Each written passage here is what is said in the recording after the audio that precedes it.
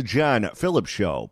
Mr. Randy Wangs in Culver City. John, continuing his trend of the most low-budget campaign you've ever seen, here's Antonio Villaraigosa in front of the beef section at a supermarket.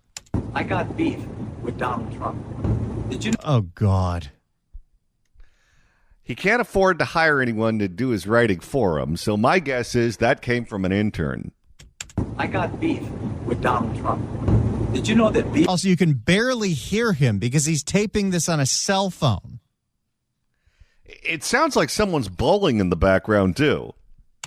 Did you know that beef has gone up double digits, over 10%? We can't afford beef anymore. Californians are sick of these prices. Also, you can hear, just based on the background noise, that this 16-second ad has edits in it.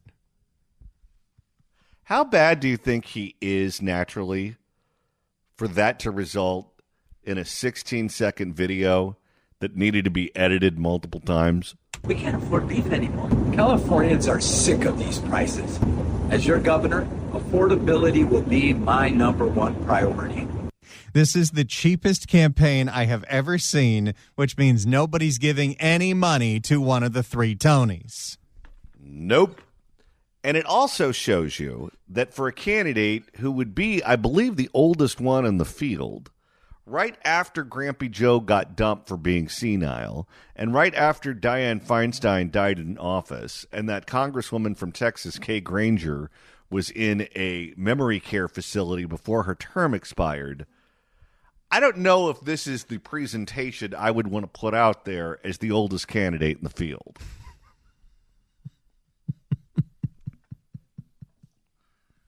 But what are you going to do? 800-222-5222 is the telephone number, 1-800-222-5222. Well, as many of you have been emailing us, you're already starting to get advertisements for and against Prop 50 in the mail. And it looks like that's not an isolated incident. The spending for and against Prop 50 is off to the races. And $10 million has been raised in opposition already. Who knows how much money Gavin has to spend on this thing? But get ready for the word Prop 50 to be interfering every aspect of your life for the next 2 months. It's going to be intense. For more, here's ABC 10 in Sacramento. Right, with about 2 months until the special election, many voters are starting to see targeted ads and mail campaigns for and against Proposition 50. And the redistricting battle continues, and opponents and proponents are doing everything they can to persuade voters. ABC 10 Jeannie Nguyen is here to break down the first advertisements that have already come out. Right, Jeannie? Alex, that's right. Those opposing and advocating for Proposition 50 are actively campaigning as we count down to Election Day. Now, this can be overwhelming with the amount of information voters are being presented with. So here's what both sides want voters to know before they make their decision. Proposition 50 threatens what voters built. We've had enough. Good thing. Good for them not playing the ad at full speed, at full length, at full volume, because they didn't pay for that. No, they didn't. We're only giving them 3 seconds unless they want to buy some ad time or a block show. If you want the whole ad to be played, you got to ring the cash register. Proposition 50 threatens what voters built. We've had enough of red states and Trump changing the rules. You may have started seeing ads like this one on your social media as November's special election approaches. Proposition 50 will ask voters to temporarily amend the California Constitution, allowing redrawn congressional maps and bypassing the state's independent redistricting commission.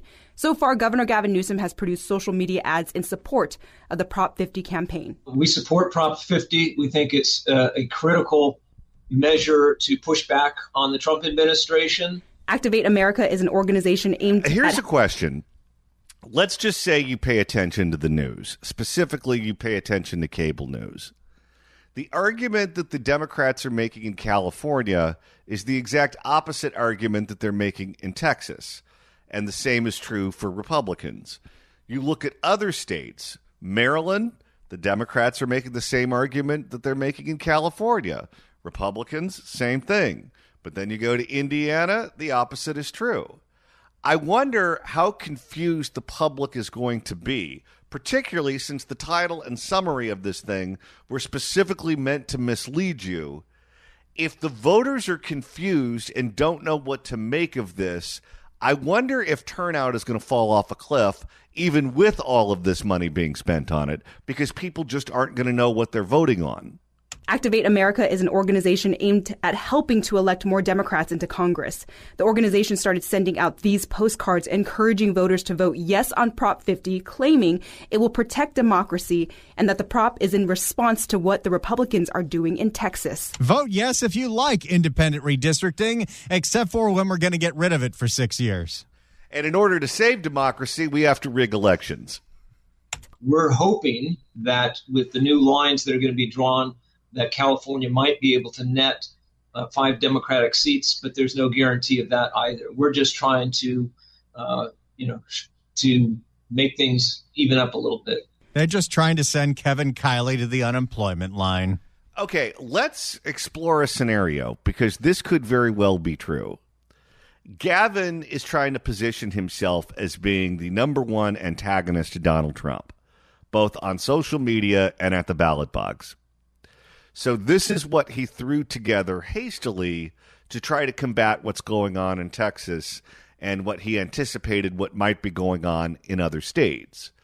But because they didn't take the time and the due diligence to really know it backwards and forwards, maybe it'll work, maybe it won't.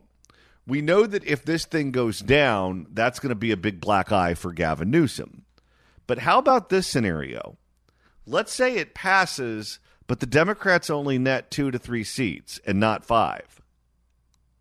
That's also a bad look for Gavin Newsom. We also know that the state of California moved dramatically to the right in the last 2 presidential elections. Now, that's not to say that the trend will continue over time. Maybe it will, maybe it won't. No one can see the future. But let's just say that it does. If that happens, they're not going to net 5 seats.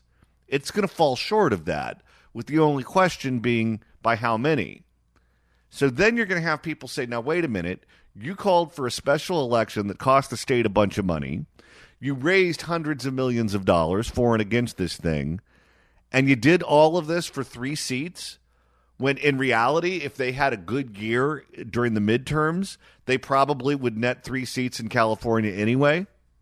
That's not going to be a good look for Gavin either. The no on... This thing could backfire in Texas, too. It could. With politics, the law of unintended consequences is something you have to consider. Just because you think something is going to work out a certain way doesn't mean that it will. The No on Prop 50 campaign started airing this ad by the organization Protect Voters First. Okay, let me send that website to Debbie. And sending out mailers like this one. I mean, we'll take the yes money, too. We'll take anybody's money. We're radio. I think by law we have to. We do. Proposition 50. That's why usually every 2 years in a midterm, you'll hear nothing but ads for and against whatever the kidney bill is this time. And I don't think I've actually understood one of those ones. Proposition 50 is a complete disenfranchisement of many voters all throughout the state of California. Charles Munger Jr., a conservative Bay Area physicist, contributed $10 million to this campaign against Prop 50, claiming... Is that a write-off? I don't think so, but I also had read somewhere that he kicked in another $10 million for a total of 20. Must be nice. Claiming it is unconstitutional. You know, if I had 20 million lying around, I'd plan a trip around the world. But sure, this guy wants to fund this campaign. Well, he doesn't have 20 million lying around. He has a lot more than that. This is play money. Claiming it is unconstitutional. This was done and rushed with... You know, you can just hear it in the background, but I have to voice this. You've got to stop using violins in political ads. It's driving me crazy. There has to be some kind of research that says that if people hear violins, it makes it seem more urgent. It doesn't. Claiming it is unconstitutional. So you could hear the violin. This was done and rushed within a matter of literally days. When the redistricting process took place, just in our current maps, to have it in place, that process took weeks upon weeks. One of the Protect Voters First Act mail campaigns quoted the League of Women Voters as against the ballot measure. The organization has since said it will not take a stance on the measure. Ultimately, analysts say the best way for voters to educate themselves is to look at both sides and the voter pamphlet provided by the Independent Legislative Analyst's Office, which will be mailed out to voters in the coming weeks. And that has never been biased, never, ever, ever. They are required to prepare analyses of all ballot measures, whether those ballot measures are placed on the statewide ballot by the legislature, which is the case here for November 4th special election, or if the voters by initiative place one or more measures on the ballot. So that's the first place to look. I wonder if any special interest groups are going to try to get something on there that's a little more attractive to the voter. Like, I don't know, maybe people will show up if we put gambling on there again. Well, it's all going to depend on what they think is going to happen regarding turnout. If it's going to be a low turnout election and it's going to skew one way or the other, this may be the time to put your initiative on the ballot. And a spokesperson for the Protect Voters First Act tells me they will release an additional No on Prop 50 ad tomorrow morning. It's unclear when additional ads will appear for proponents of Prop 50. And Alex, this is just a start. Of course, we'll be seeing more ads as the election nears. All right, Jeannie, thank you. You know who this is going to work out for quite well? Who's that? It's going to be consultants. Because typically these odd years are off cycles, particularly since we moved city council elections, mayoral elections from odd years to even years. It used to be that they had something going on every single year in a primary and a general setting. But now we only vote in even years. So during off years, I guess you can start to get ready and get your ducks in a row for the upcoming election, but you don't have anything going on in those years. Well, now, not only will they have something going on, they're going to have something going on that's going to produce a lot of money for that industry. The shysters are going to be cashing in. Cha-ching. It's the John Phillips Show. If you'd like to email the show, you can do so at johnnydon'tlikeshow@gmail.com. That's johnnydon'tlikeshow@gmail.com. And Randy, you're monitoring the mailbag. Wendy writes in from Santa Clara at johnnydon'tlikeshow@gmail.com. Hey, guys, I've got a great campaign slogan against Prop 50. F50 before they F you. Coming to a mailbox near you. And Randy, I know a lot of people are taking late summer vacations. If you were gone last week and you want to find out what you missed out on, that's easy to do. All you got to do is search for The John Phillips Show wherever you get your podcasts, whether it's the Apple Podcasts app, iHeart, Spotify. Search for The John Phillips Show. Hit subscribe. You can download all the episodes. You can do a Google on the YouTube, get the KABC app, get the KSFO app. So many different ways to listen live to our radio stations and download all the podcasts, including you can listen to last week when the political career of Imelda Padilla imploded live. Broken windy theory. In the meantime, what do you say we make a couple of listeners very happy? Well, let's do that right now. 790 KABC welcomes Disney's Tim Burton's The Nightmare Before Christmas live in concert at the Hollywood Bowl on October 25th. That's a great show. Tickets are on sale Friday at Ticketmaster.com, but right now, caller number 9 at 1-888-790-5222 gets a pair of tickets to the show. Tickets furnished by Live Nation. Good luck dialing. So last night, I watched the new reality series about the Chrisley family. Of course you did. And their fight to get the parents out of prison. It was a 2-hour special. I guess there's a 2-hour special again tonight. And it's 10 episodes or maybe 8 episodes. So it's going to run, I think, on Monday nights or Tuesday nights throughout the rest of the month. And I've got to tell you, after watching that last night, Savannah Chrisley, who was the daughter who led the fight to get them out, that chick has political skills. It's got to be very difficult to get on the radar of a sitting U.S. president and get them to pay attention to your plea for pardons.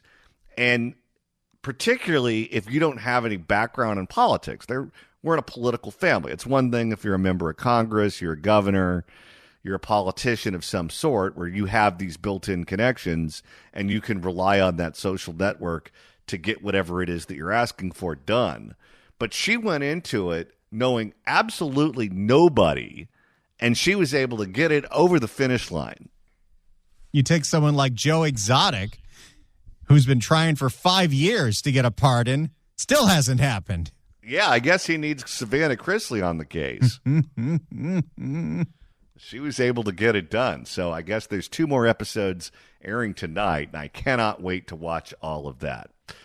All right, we got a big show for you today. Roxanne Hogue, who is the chairwoman of the LA County Republican Party, she is going to be here later on, and she's going to weigh in on Prop 50, among other subjects. And, Randy, there are a bunch of doozies in the crime blotter today. Including, we're going to Fresno later because a restaurateur has been arrested for hiring a motorcycle gang to torch his business for the insurance money. Well, it's good unless you get caught. But if you get caught, it's not a lot of fun. And I'm sure he didn't think it through. And right now it's time to open up the California Crime Blotter. If the cashier is dummy. Questions? And Randy, the first edition takes us to Fresno. This is a wild one. But there's a restaurateur who owns a few Mexican restaurants in Fresno who just got arrested for allegedly hiring a motorcycle gang to torch said restaurant for the insurance money. What did he tell the insurance company? They took too many liberties with the fajitas? For more, here is ABC 30 in the Central Valley. Hey, Kevin. The owner of the popular Mexican restaurant chain, Bobby Salazar's, appeared in front of a judge. How popular was it if he decided to cash out? Not as popular as he was hoping for, apparently. Bobby Salazar's appeared in front of a judge for the first time since his arrest on Monday. And tonight we're learning more about the alleged plot to burn down one of his restaurants and collect almost $1 million in insurance money. Again, if you're going to do something like this, you really better think it through. Because if you get caught, you're not only not going to have the money to go sit on a desert island somewhere, you'll be spending lots of time in solitary, but just not the way you want to be spending it. Action News reporter Cassandra Gutierrez spoke to a legal analyst about the 22-page criminal complaint and why it's not the first time Salazar has found himself in a legal battle. Uh-oh. It wasn't his first time? My guess is he didn't learn his lesson the last time. Cameras were not allowed in federal court on Wednesday afternoon, where Fresno business owner Robert Bobby Salazar made his first court appearance. Wait a second. His name is Bobby Bobby? Wait, play that again. Oh, no. Afternoon, where Fresno business owner Robert Bobby Salazar made his... He's Bobby Bobby. Okay, what if Bobby is just the nickname that he uses? So it's Robert and then in quotes, Bobby Salazar. That sounds a little more like someone that would play with the mob. But I wouldn't throw it past this guy that his name is Robert Bobby. It's possible. Cameras were not allowed in federal court on Wednesday afternoon, where Fresno business owner Robert Bobby Salazar made... It's Bob. Bobby Salazar made his first court appearance after his arrest on Tuesday. He faces arson and fraud charges for allegedly hiring a motorcycle club member to set Bobby Salazar's restaurant on Blackstone Avenue on fire for a $900... The Sons of Anarchy are back and alive, and they're in Fresno. I guess if you just want the money, but you don't want to have to go through the trouble of hiring a realtor and listing it for sale, this is the way to do it. How do you approach said motorcycle gang with this offer? My guess is you come from a shady social network that includes that motorcycle gang, and maybe they've been kicking tires on it with you for quite some time. For a $980,000 insurance payout, according to court documents. How much do you think the bikers got of that? Not enough if they're going to go to jail. Mr. Salazar apparently had rented the location out to someone else. That tenant wasn't able to keep the business open, so he'd taken it back over. That happens at the end of 2023. In 2024, he takes possession of the property, re-ups the insurance policy, and even adds coverage for loss of rental insurance, even though the property wasn't rented. You know it's suspicious when you start adding a whole bunch of coverage for no reason. Does this guy not ever watch any of these movies? Totally unaware of all the red flags that he was putting out there? He claims to have been using it for storage purposes, according to the complaint. Yet about 4 months later, the building burns down. Legal analyst Roger Bonakdar explains Salazar's insurance company and federal investigators had been looking into him for years leading up to the arrest. Fire investigators gathered surveillance and found local cell phone data of 2 people later identified as co-conspirators in the complaint that pinged near the scene. They were both members of a local motorcycle gang.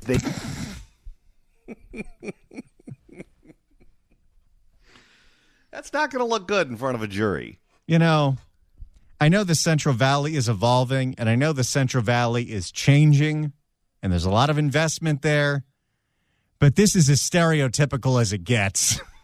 Pretty much. If you were to put this in a movie script, they'd say, oh, come on. This is just too elementary. That's just a little too on the nose for Fresno. They take one of these individuals into custody and they start recording their jail calls. That person starts communicating with other alleged members of the Screamin' Demon motorcycle gang.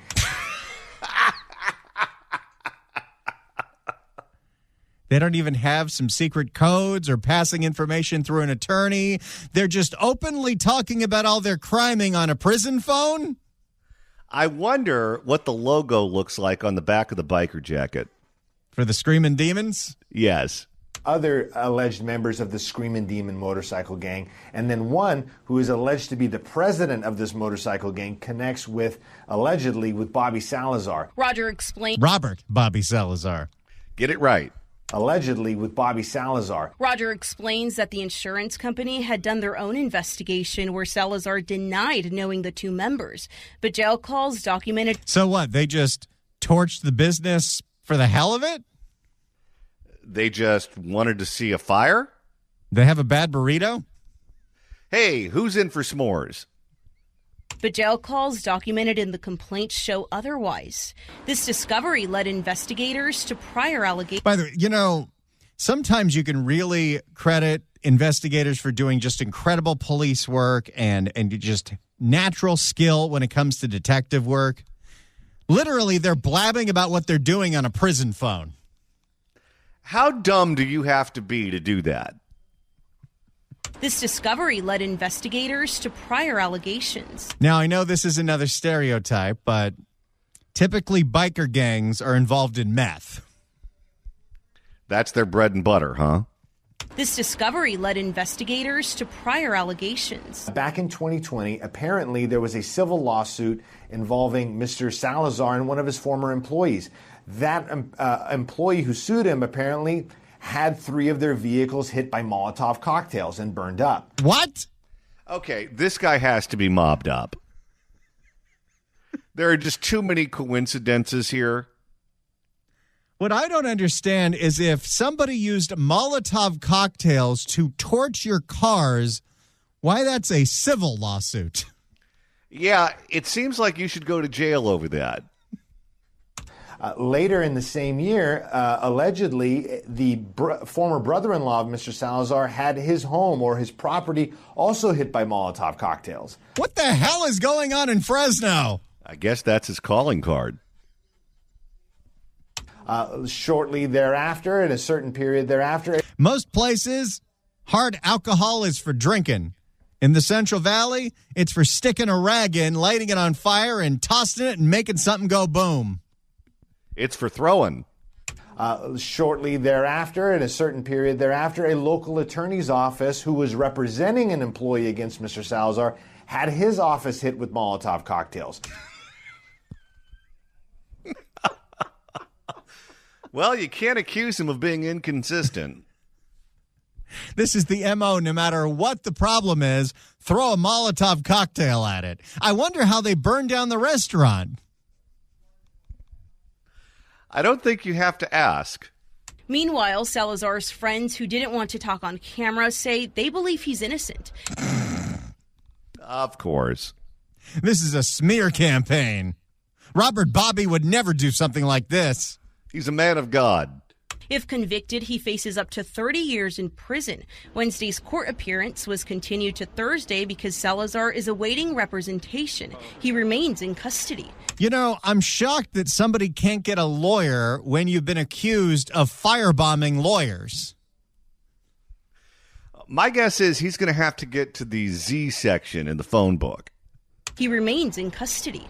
In Fresno, I'm Cassandra Gutierrez, ABC 30 Action News. How bleeped do you have to be when you can't get an attorney to represent you? Well, would you represent him if you were an attorney? I mean, you convince him to take a plea and then you cash in. Yeah, but what if he doesn't like the plea? Well, then a Molotov cocktail is coming to your business. And it's time to reopen the California Crime Blotter. If the cashier is dummy. Questions?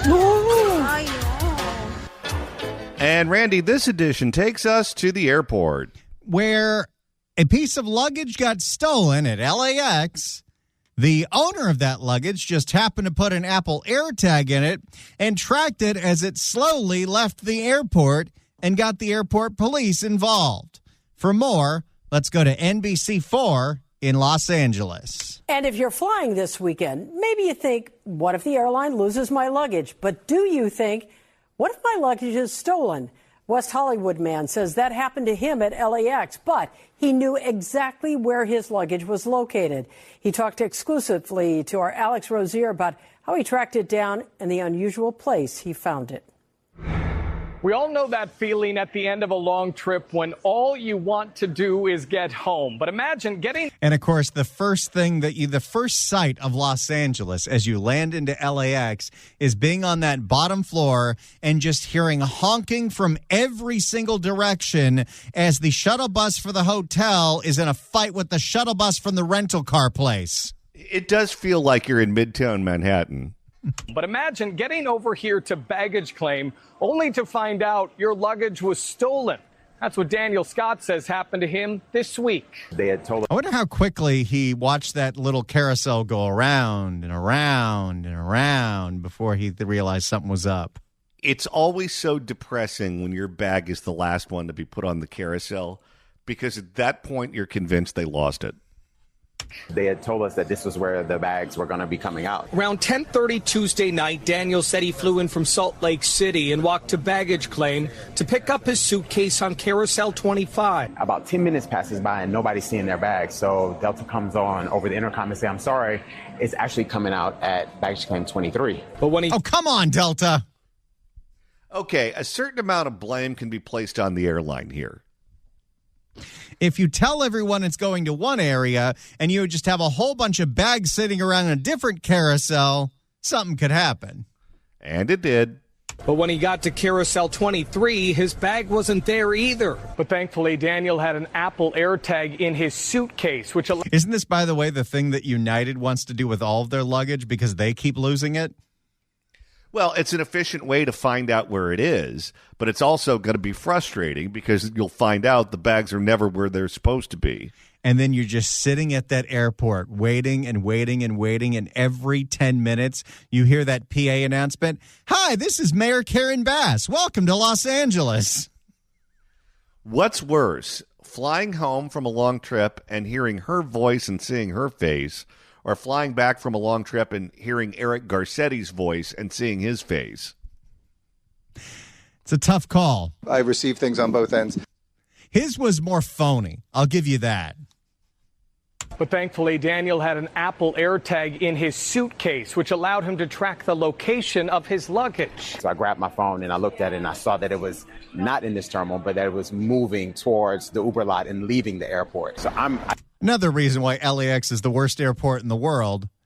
If you are taking rideshare out of LAX and you don't want to spring for black, you have to walk to the LA exit lot.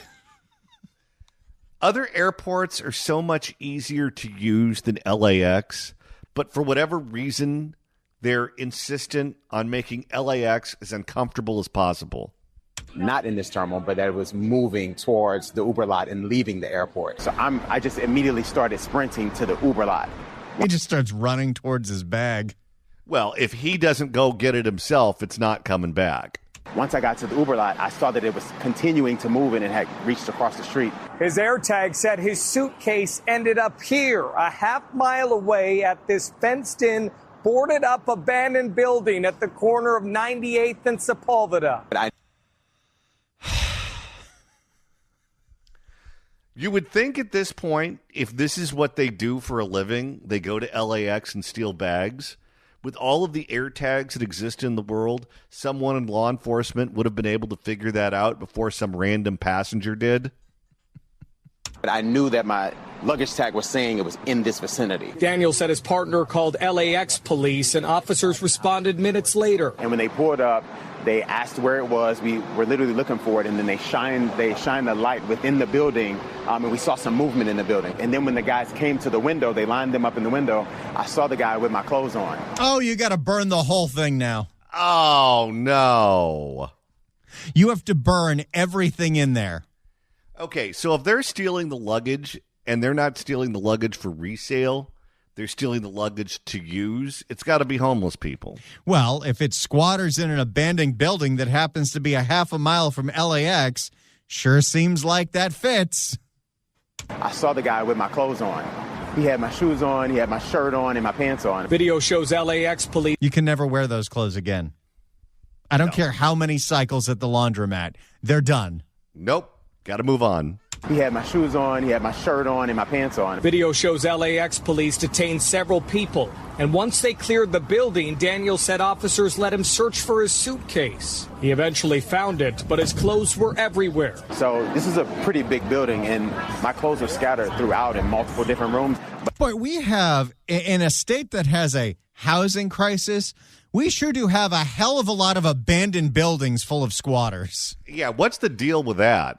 My clothes are scattered throughout in multiple different rooms, but at the end of it, I got about 90% of my items back, which I was super happy about. Now, a few days later, Daniel urges anyone who's ever in a similar situation to be safe. I wouldn't go in this and do this by myself. And if you're flying anytime soon, my clothes are soon. There's the savior. Maybe an AirTag can help. It just gave me a fighting chance. Like, it gave me a chance to actually find my luggage and to be able to retrieve it. Craziest part of the trip? It was insane. Absolutely. I'm Alex Rozier, NBC4 News. So there you go. The twisted tale of an Apple AirTag that leads one passenger to a squatter house where apparently they steal luggage.